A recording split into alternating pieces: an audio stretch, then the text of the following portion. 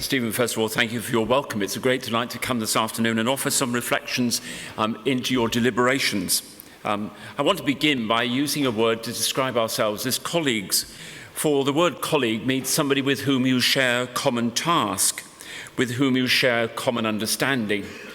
You might be forgiven by now to think, well, what's a bishop of the Church of England got in common with those who work in the finance industry? For surely your own scriptures, you might say to me, say you can't love mammon and God at the same time. My own personal history might refute that rather blunt teaching, because I'm married to someone who read economics at university and has seen her lifetime's work as an accountant in the public sphere, working both in the European funding arrangements, dare I say that, here in Guernsey, but most particularly and more recently in the whole area of education. And she has seen the outliving of her Christian discipleship, working in that public sphere. And so I'd want to suggest to you, begin to start with, that you and I, from very differing contexts, share some things very much in common. Those of us who have a social conscience cannot divorce ourselves or separate ourselves necessarily from the whole world of wealth creation, because surely that's what you are about. But I would argue that we need each other if together we are to fulfill our responsibilities in building whatever the word common good means, in building that common good for the society of which we're part. Since 2008, your industry has been much under the cosh of public scrutiny, a cosh which at times has been administered by my own church, as we have questioned the seeming, if not I sometimes have to say the reality, of the absence of morality in the ways in which some parts of your industry have acted.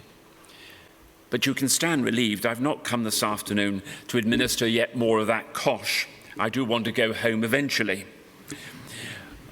Rather, I'd like to reflect on what we might share together and what might be the consequences, the lived out actions, if you will, of such an understanding.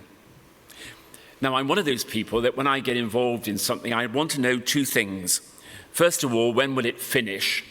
And what might be the heart of what this person wants to say?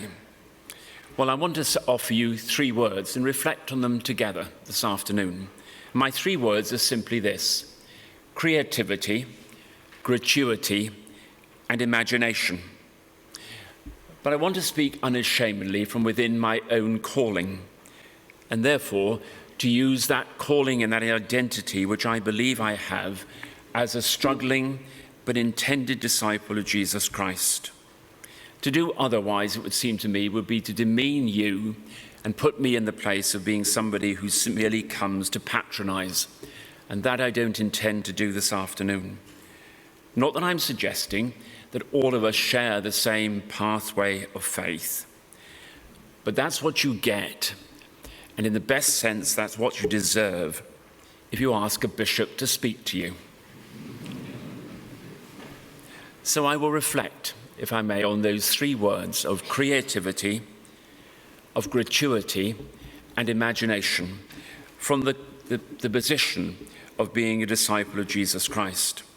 As an aside, I was asked last night over supper how I got into this work, to which my answer always is, well, earlier in my life I was quite determined and I knew what I was going to be.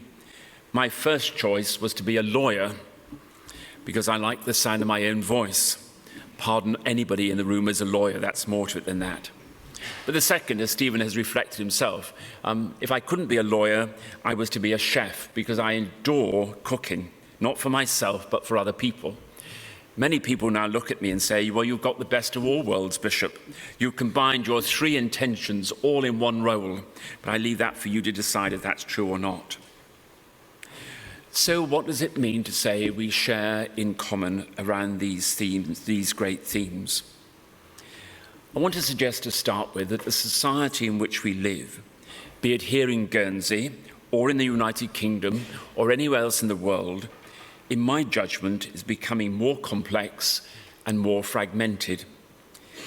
But not that I'm suggesting that there was some sort of golden age when life was simple and we knew how to manage our relationships, but simply stating the obvious. The world is more complex as we discover more, so the challenge is how to use that knowledge. Do we keep it to ourselves, or do we share the knowledge with others? More complex in the structures we need to govern our lives. More complex in the way in which we increasingly find it difficult to communicate. For we also face the reality that we now have more tools for communication than we have ever known. And yet, in the same process as we have the ability to communicate, so we have become more afraid of each other. We no longer can cope easily with eyeball-to-eyeball contact, so we prefer to send our communication in ways that somehow avoid that contact. So more complex and equally more fragmented. And much of our public rhetoric, particularly it seems to me in our media today, is driven by fear and the need to build what I describe as walls of self-preservation. So our fragmentation is a direct consequence of our fear of each other.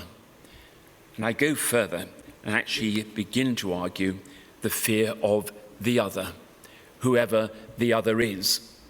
Because whatever else the other is not me. And if I find it hard to live with myself, which so many people find these days, the concept of living with the other, the difference, the different, becomes deeply fearful. Stephen has already reflected on the fact that I used to work with the Royal Navy.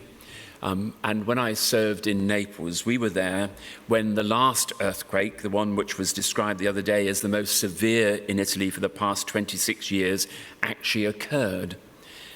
It was an interesting experience, to say the very least, living in a city of 8 million people, not only faced with the whole trauma of the earthquake and the tsunami which occurred immediately afterwards, but the consequences on the community of which I was part. The temptation was very clear to self-preservation. The temptation was very easily just to hunker down and live for ourselves alone. We recently appointed in my own diocese, or I appointed somebody, to help us in our work with those who are refugees. It's a very powerful theme in my life, one which has not been wholly welcomed by some and has led to some, particularly in the political world, to write letters, again in that sense of fragmentation, which I wonder really what was going through their mind when they wrote it to me, describing my character in less than flattering terms, dare I say. But we appointed some such a person to assist us. When I got to know the person we appointed, she reminded me of something which I didn't know. And it was simply this. She said she grew up in a village very close to Naples. She was born 3 years before that earthquake occurred. She and her family spent the next 10 years of their life living in a ruined hospital in the midst of their village. She said to me, there was only one thing that kept us going, and it was this, that the military from Naples came and started to rebuild our community.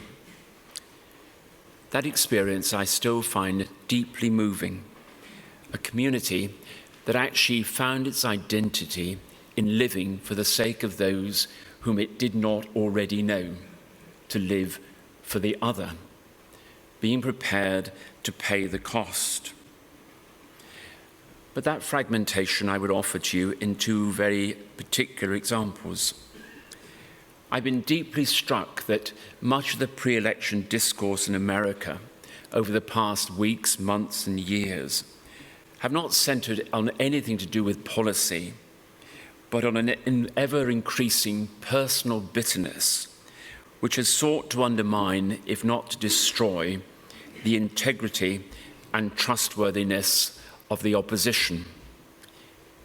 It's a very interesting mark of our political life at the moment that seems to take deep pleasure dare I say, almost destructive pleasure in seeking to destroy the integrity of the other person.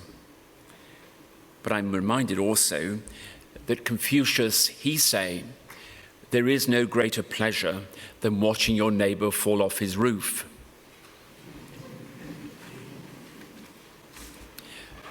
My second example is around the whole area of migration and refugees and asylum seekers. Whether we like it or not, even here in our beloved bailiwick, there is now an unstoppable movement across the world of millions of people who are seeking for identity, for hope, and I dare to say for economic prosperity. The reasons why they seek those things are as many as those perhaps who are seeking that way of life. But at the same time as those millions of people are on that great road of migration, I note also the rise of the far-right political parties in many parts of Europe, mirroring in many ways the reality and the history of the 1930s. Those parties, it seems to me, seek to feed upon the very understandable human fear of being overwhelmed. It is part of being human. We not only want our own identity, but we want to know that our identity has some reality. So the fear of being overwhelmed is very real, and I certainly experience in many parts of my mainland diocese of East Kent.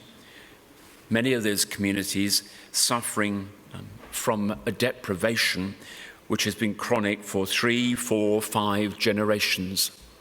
Levels of disenchantment with anything to do with the centre. Disenchantment with anybody who seemingly comes out of a place of superiority or authority, having a right to speak into their sense of hopelessness. But that desire to demonize and to fragment, I would suggest, is deeply, deeply worrying for all of us. And if it isn't, it ought to be. For the other, far from contributing to the good of the whole, is now merely seen as a taker of the jobs which are assumed to belong solely to the indigenous population. A taker or a drain on the precious but limited resource of benefit, be that monetary or health. For the emphasis increasingly on the rights of the individual, with an ever-diminishing sense of responsibility for the whole as the necessary counterbalance to the rights, has made in much of our society, and you will allow me to say this as the bishop called to serve in the bailiwick, as much as in the United Kingdom as here, has made the opportunity of a sane and balanced conversation on some of these seemingly toxic issues almost impossible. And you and I are called to play a part, I believe, in making such conversation not only possible, but necessary if we are to build that common good to which I've already referred. As an aside, may I say, that trying merely to counter such rhetoric by a counterbalancing rhetoric in the end destroys everything. In other words, slinging insults against insults changes nobody. Using force to achieve coercion can achieve so much, but it cannot change the human heart nor the human mind. One of the most haunting and challenging of questions in the whole of the canon of Judeo-Christian scripture, if not the most challenging, is simply God's question to Cain: where is your brother Abel? And Cain's equally chilling response: am I my brother's keeper? The implication of Cain's answer is surely that life in his judgment is the survival of the fittest, regardless of the cost to integrity, faithfulness, or simple shared humanity. in other words. We're each in it for ourselves, and the devil take the hindmost. Or we can put some gloss on that and say, but surely we look after ourselves first, and then we'll have an ability to care for other people. My own journey of life has taught me, and it's a very painful lesson, that my well-being can only be found in the well-being of the other. And if I forget that, then I have no right to expect anybody else to see value in me. The question of, am I my brother's keeper, is picked up by Jesus himself in one of his most compelling of stories. And I'm a great believer in storytelling, particularly stories that leave the question open at the end, what do you make of it? And the story he tells is the story of the Good Samaritan. The outsider, the foreigner, clearly wealthy, privileged, faced with another human being lying bleeding on the roadside. The story in Jesus' lips tell of two others, equally well-heeled, no doubt, equally secure in their own position. But they fail to see the needs of this bleeding person by the roadside. At the end of the story, Jesus turns to the person who asked the question. The question is, who is my neighbor? Am I my brother's keeper, in other words? And says to that man, who do you think was neighbor to the one who fell amongst thieves? And the man's only response is, the one who showed mercy. Go, says Jesus, and do likewise. The theme of mercy, in my judgment, is the necessary response to all that sense of complexity and fragmentation. A mercy which sees in front of us not a case, not a category, but a human being, a unique human being, no less and more unique than any of us who meet in this hall this afternoon. So I want to suggest to you that unique to that humility is the ability to be creative. It is, in my judgment, a gift of God, passed on to his creation in us as human beings. The biblical story begins with that theme. Adam and Eve are set in the garden of creation, with a specific task of caring for it and building a sustainable future in which all will flourish.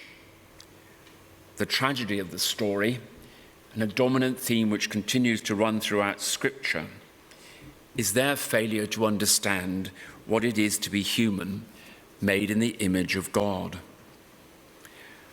Rather than seeing creation as a gift to be cared for, Adam and Eve see it as a possession for their own self-satisfaction. Rather than building a sustainable future for all, they turn it in on themselves and begin to argue they have a right to the garden. It is theirs. Creativity is a basic human function. Used wisely, it enables others to be creative. Misused, it can easily, and more often than does, lead to inhumanity and even tyranny. Some regimes across the world might be judged in that way, where their creativity, their ability to create, to make, is seen by them as solely for their own ends. And William has, in some sense, referred to that, if I might translate your words to us this afternoon into my vocabulary. A society or a community or an individual which uses the ability to create merely to preserve the self. Again, Jesus will say, if a man or woman seeks to save himself or herself, the only way to do so is to lose it, not to seek to preserve it. Good creativity, if I might call it so, is passionately concerned, therefore, with employment, with education, with wealth creation and distribution. Passionately committed to the fact that everybody, by the very fact of their humanity, not only has a right to life, but the right to flourishing. Bad creativity is led by pride and greed, with the result, as we see it only too well, that the gap between the rich and the poor becomes even wider in a society only now made up of winners and losers. If you will allow me to say, it was this unconstrained, unaccountable creativity which surely contributed to the 2008 financial crisis. Unconstrained and unaccountable creativity turned in on itself. Much of your work, as I see it, somewhat from a distance, but through the eyes of my own wife, is concerned with creativity itself. Wealth creation, wealth distribution, the bedrock, surely, of a good and sustainable economy. But I think we would all acknowledge that the larger the organization, the more the accountability and the care due to the individual can so easily be lost. What does it mean for you, my colleagues in this common task, if you accept the beginning of my thesis? What does it mean for you to have the gift and potential of creativity? And how will those whom you seek to serve recognize good creativity in you?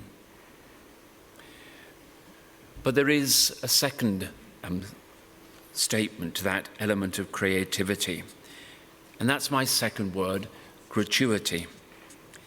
It is for me a much more powerful and more engaging word than that of gratitude. Gratitude has a certain degree in which something is owed. Gratuity would speak of something which is not owed, which is in itself true gift. At the heart of the Christian belief is that of undeserved love, the undeserved love which God showers upon his people, to which he hopes for a response, but certainly does not expect it. So I would suggest to you that good creativity, a good economic structure, will always recognize that within it there will be those who have abundance and those who have nothing. The challenge is, what do we do and what do we say and what do we owe to those who have nothing? Many years ago, I worked in the northeast of England, in that part of God's own territory, which is called County Durham. It's a very powerful experience for me.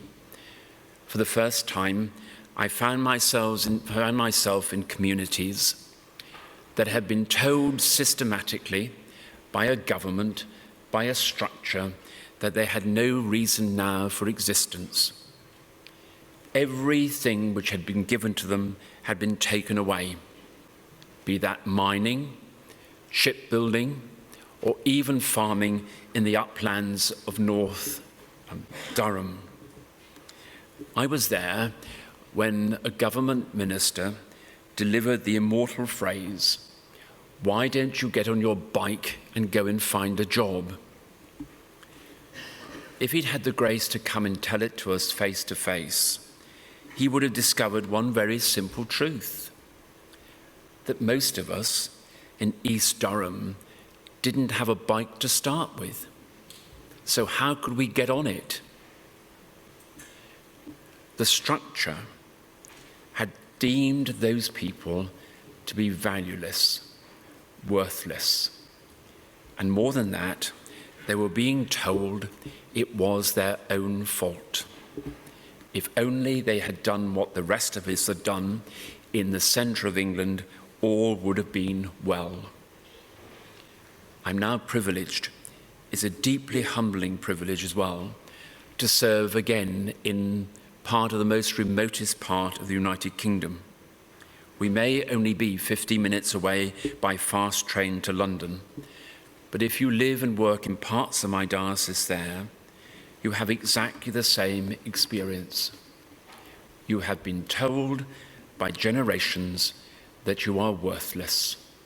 You have no identity. And even more than that, it is your fault. Creativity and gratuity does not say that people deserve our pity. Pity is the most destructive element in any society. What those who believe themselves to be valueless deserve is a voice that will speak on their behalf, a voice that will counter that sense of hopelessness and despair, a gratuity which actually will reach out with that undeserved love and shower it upon the seeming undeserved. Generosity, if you will allow me to say to you, is not something to be thought of when everything else has been paid, or only to be made available out of bonus. And when the world becomes slightly more hostile for us, generosity is the first thing to suffer. This gratuity, this care for those who don't believe themselves to be deserving, needs, I would suggest, to be woven into the very fabric of the ways we are invited to work together to build that flourishing society, to build it together. For integral to any shared understanding of humanity is, I would argue, a commitment to the dignity of every human being. Cain's refusal to see Abel as his brother captures this exquisitely. Abel is only a pawn in Cain's desire for self-aggrandizement and recognition. We see the denial of human dignity all around us, in the demonization of the other, and as I've already hinted, in the abusive categorization of those who don't seem to fit into our well-ordered patterns of existence. It might well be that some of the underlying reasons for the shocks which have occurred in our political structures, both in the United Kingdom, America, and also here in Guernsey, are a consequence of more and more people feeling that they have been neglected or ignored by the political, economic elite and merely delegated or relegated to a position of subservience.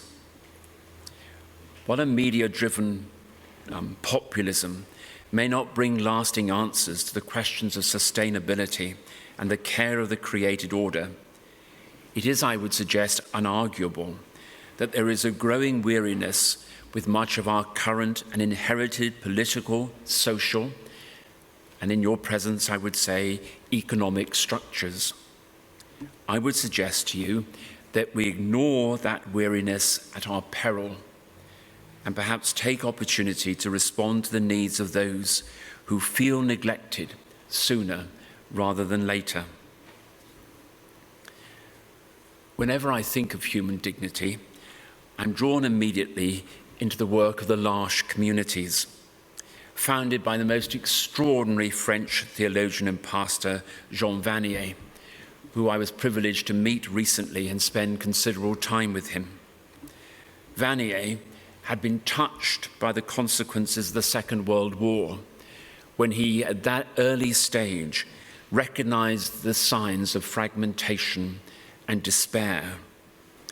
And Vanier gave and still gives his life simply to drawing others into the creation of what he describes as a new series of communities whose sole purpose is the flourishing of the other. Communities made up of both the strong and the seeming weak, in which all would recognize their disability and so be committed to the flourishing of the other. We are privileged to have one such large community with us in Canterbury. And 2 years ago, I was asked by them to go and bless their new community garden, which they had created to be of service to their wider community. Whatever else happened on that day, I was left with one question and one question only. Who was the more disabled amongst that community? I suspect the answer was me, rather than those who might be judged by our wider society to have physical, mental, or spiritual disability. Whenever I'm in a large community, I know that the words of hope and purpose, which fall all too easily from my lips, are not mere words to be uttered, but a lived experience open to all. In the light of that crisis in 2008, the General Synod of my own church debated the outcome or the likely impact of that crisis on those least able to withstand its shock. It concluded that in every situation, however strained, economic, social, and political policy should be judged by 3 criteria. And they are simply this: is it fair? Is it generous? Is it sustainable? And these, it seems to me, are the right and proper questions to ask of all policy. And by that, I include the policy of my own church, which I am ashamed, deeply ashamed to say, at times has been as guilty of failing those entrusted to its care as any other institution in society. We should be asking these questions about ourselves as individuals and as those to whom much has been entrusted for the care and well-being of others.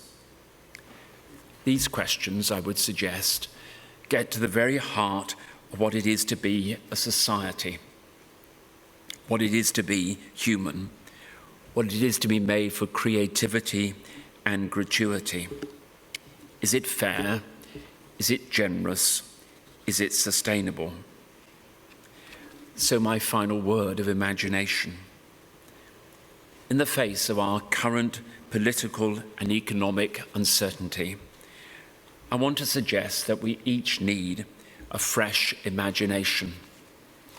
It is said again in Holy Scripture that without a vision, the people die. And that is true. It behoves each of us, called to exercise leadership in whatever way we are called, in whatever part of the institution we play, to develop that fresh imagination. In other words, to imagine what it could be like if we are truly committed to the well-being of the whole, what it might look like if we dared to imagine that others are no longer a threat, nor ever have been, but are, in the question to which I referred, truly my brother or sister. Imagination is very, very costly. You don't need me to say that to you. Much easier to keep one's head down, much easier to keep the rules, much easier just to hope that the pay packet will come at the end of the month and do nothing. Or, to put it another way, for evil to flourish, it only needs good people to keep silent. I want to encourage you, if I may, in your deliberations, into which you've been gracious enough to invite me, to explore yourselves that sense of fresh imagination. For it seems to me that only a fresh imagination will counter much of the cynicism and hopelessness which an increasing number of people feel in our wider world. And dare I say, from my own experience of being bishop in the bailiwick, as much here in Guernsey as anywhere else. The cynicism and the hopelessness that leads to that fragmentation and ultimately to the destruction of what it is to be a civilized society? Is it fair? Is it generous? Is it sustainable? These are the questions which I find on the lips of many of our young people today. And they look at us and say, "You don't seem to believe it, so why should we? You talk the talk, but many of you seem afraid to walk it." On Friday of this last week, on Remembrance Day, I was invited to lead the remembrance service at one of our most challenged of schools in my diocese. Everything was against us. 983 teenagers who were told they had to take part in remembrance service. We met outside on the playing field in driving rain. No pressure there then. We began, unfortunately, rather early. And the headmaster, the principal of the school, said to me, "Bishop, how long are you intending to talk for?" And I said, "Well, you invited me to speak for about 3 or 4 minutes." To which he said, "Do you think you could drag it out? Otherwise, we won't get to 11 o'clock, and then where will we be?" I spoke to those 983 teenagers on 2 very simple themes. One was the boredom and utter futility of war. And secondly, the cost of being a peacemaker. And I said to them, don't imagine that I'm talking about some ethereal theme from a distance. What does it mean for you to be a peacemaker for the person who stands in front of you, the person who stands behind you, the person who stands beside you?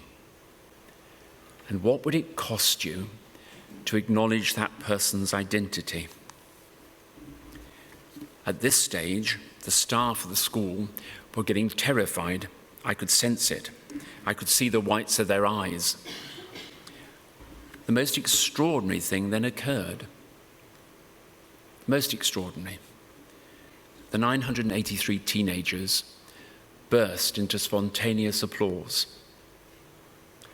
And one of them said to me at the end, "You might have got it, you know. You might have got what we need you to hear from us." What do you believe it is to be a human being in a sustainable world? A human being marked by the 3 great themes of creativity, gratuity, and imagination. Finally, I want to suggest to you and say to you, if I may, very clearly, this is a challenge to which I believe you, in your industry, are more than well equipped to respond. The challenge to you and to me is whether we're prepared to pay the cost. Thank you.